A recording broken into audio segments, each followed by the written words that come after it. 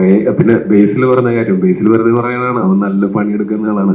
ലോക്ക്ഡൌണിലൊക്കെ നമ്മളൊക്കെ വെറുതെ ഇരിക്കുമ്പോൾ ടൈം ടേബിൾ വെച്ച് സിനിമ കാണുകയും അതിരുന്ന് സിനിമ പഠിക്കുകയും ഒക്കെ ചെയ്തിട്ടുള്ള ആളാണ്. ഇത്തിരി വിനയം കൊണ്ട് പറഞ്ഞതാണ് അവൻ അത്രയും പണിയൊന്നും എടുക്കില്ലെന്ന്. മിന്നൽ മുരളിയുടെ അവസാന ദിവസം ഷൂട്ട് ചെയ്ത് തീർത്ത് എത്ര മണിക്കൂർ കണ്ടിന്യൂസ്ലി ഷൂട്ട് ചെയ്തിട്ടാണ് ബേസിലെ. ഒരു ദിവസം രാവിലെ തുടങ്ങി പിറ്റേ ദിവസം ഉച്ചയ്ക്ക് മുമ്പാണ് ഞങ്ങൾ ഷൂട്ട് ചെയ്ത് തീർത്തത്. അന്ന് ഇവനും ഈ എക്സ്പ്രസ് ഷോട്ടും വെച്ചിട്ട് തന്നെയാണ് പിടിച്ചു നിന്നുകൊണ്ടിരുന്നത്. അത് ഇതൊന്നും നമ്മളാരും അമാനുഷികരല്ല. നമുക്കെല്ലാവർക്കും ഉറക്കം വേണം, നമുക്കെല്ലാവർക്കും വയ്യായികളുണ്ടാവും, ഒക്കെ ഉണ്ടാവും. പക്ഷെ അപ്പോഴും നമ്മളെ മുന്നോട്ട് കൊണ്ടുപോകുന്നത് എക്സ്പ്രസ് ഷോട്ടുകൾ മാത്രമല്ല, സിനിമയോടുള്ള സ്നേഹവും ഇഷ്ടവുമാണ്. അത് പറ്റാവുന്നിടത്തോളം കാലം അങ്ങനെ തന്നെ ചെയ്തു പോകും. ഇവനും മരണമാസിന്റെ പ്രമോഷണത്തിന് ഞാൻ എക്സ്പ്രസോ മേടിച്ചു കൊടുക്കും, അവൻ പ്രമോഷൻ ചെയ്യുകയും ചെയ്യും. അല്ല, ഞാൻ തമാശ പറഞ്ഞല്ല, ശരിക്കും നമുക്കെല്ലാവർക്കും ഇപ്പൊ 8 വർഷം ഒരു സിനിമയ്ക്ക് വേണ്ടിയിട്ട് ചെലവഴിക്കാനായിട്ട് എത്ര പേർക്ക് തോന്നും? അത് എത്ര പേർക്ക് തോന്നുന്നുണ്ടോ അത്രയും പേർക്കും അത് തോന്നുന്നത് സിനിമയോടുള്ള ഇഷ്ടം കൊണ്ട് മാത്രമായിരിക്കും, അല്ലാതെ വേറെ ഒരു ഉദ്ദേശവും അതിനകത്ത് ഇല്ല. അത് ആ ഒരു ഉദ്ദേശശുദ്ധി ജിതിന്റെ അടുത്ത് ആദ്യം പറയുന്ന സമയത്താണെങ്കിലും സുഹിതേട്ടനെ ഞാൻ ആദ്യമായിട്ട് കാണുന്ന സമയത്താണെങ്കിലും ഒക്കെയും നമ്മൾ അന്ന് വിചാരിച്ചതിനേക്കാൾ ഞങ്ങളുടെ കൺമുന്നിൽ വളർന്നു വന്ന സിനിമയാണത്. ഷൂട്ടിംഗ് തുടങ്ങുന്നതിന് മുമ്പേ അത് കുറച്ച് വലിപ്പം വെച്ചിരുന്നു. പിന്നെ ഞങ്ങളെല്ലാവരും കൂടെയായിട്ട് കുറച്ചും കൂടെ വളർത്തി. അങ്ങനെയല്ലേ നമുക്കൊക്കെയും നമുക്ക് പ്രിയപ്പെട്ട നമ്മളുടെ മക്കളോടൊക്കെ നമ്മൾ എങ്ങനെയാണ് ചെയ്യുക? അവര് സ്വന്തം കാലിൽ നിൽക്കാറാവുന്നതുവരെ നമ്മളുടെ എല്ലാവരുടെയും കഴിവിന്റെ പരമാവധി നമ്മളുടെ പിള്ളേരോട് ചെയ്യില്ലേ? നമ്മുടെ പാരൻസ് നമ്മളോടും ചെയ്തില്ലേ?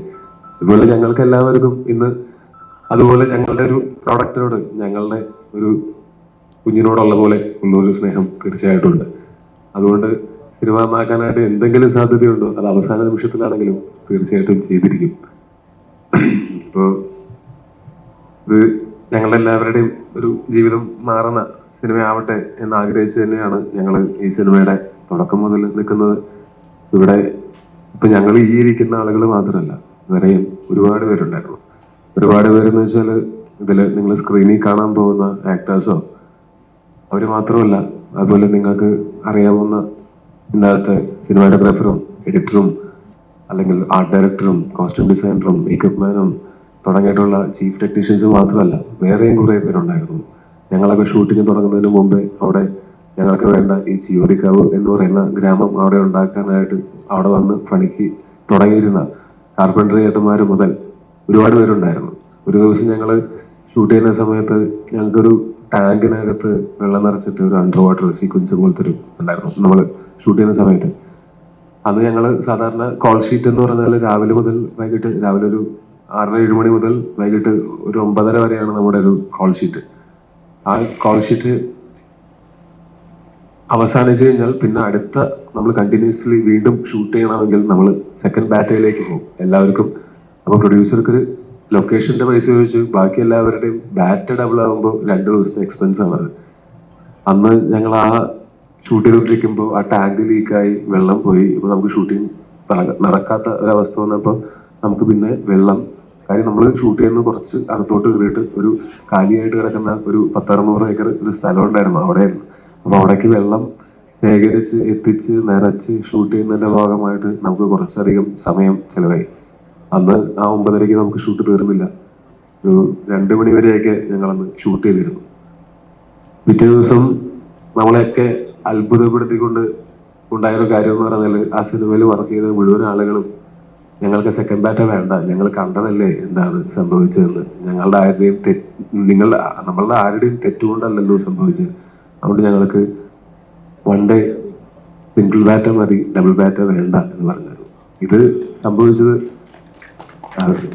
തീർച്ചയായിട്ടും ഇത് എപ്പോഴെങ്കിലും ഇങ്ങനെ ഉള്ളൊരു കോൺവെർസേഷനിൽ പറയണം എന്ന് ആഗ്രഹിച്ചതാണ്. ഭയങ്കര അത് സിനിമയുടെ ഭാഗത്ത് നിന്ന് എല്ലാവർക്കും അവരോടെല്ലാവരോടും തീർച്ചയായിട്ടും നന്ദിയുണ്ട്. അതിനേക്കാൾ ഉപരി ഇത് സിനിമ തുടങ്ങി ആദ്യത്തെ ഒരു 10 ദിവസത്തിനകത്ത് നടന്ന ഒരു കാര്യമാണ് ഞാൻ പറയുന്നത്. അതിനുശേഷം കാസർഗോഡ് നല്ല ചൂടുള്ളപ്പോഴും നല്ല തണുപ്പുള്ളപ്പോഴും ഒട്ടും സൗകര്യങ്ങളില്ലാതെയും ഒക്കെ നമുക്കെല്ലാവർക്കും ഷൂട്ട് ചെയ്യേണ്ടിയൊക്കെ വന്നിട്ടുണ്ട്. അന്നൊക്കെയും നമ്മൾ ഒരു ഒരു സംഘം ആളുകൾ ഒരു സിനിമ എടുക്കാൻ വേണ്ടി ഇറങ്ങിയിരിക്കുന്നു എന്നുള്ള ഒരു ഒരേ മനസ്സോടെ പ്രവർത്തിച്ചത് കൊണ്ട് മാത്രം സംഭവിച്ച ഒരു സിനിമയാണത്.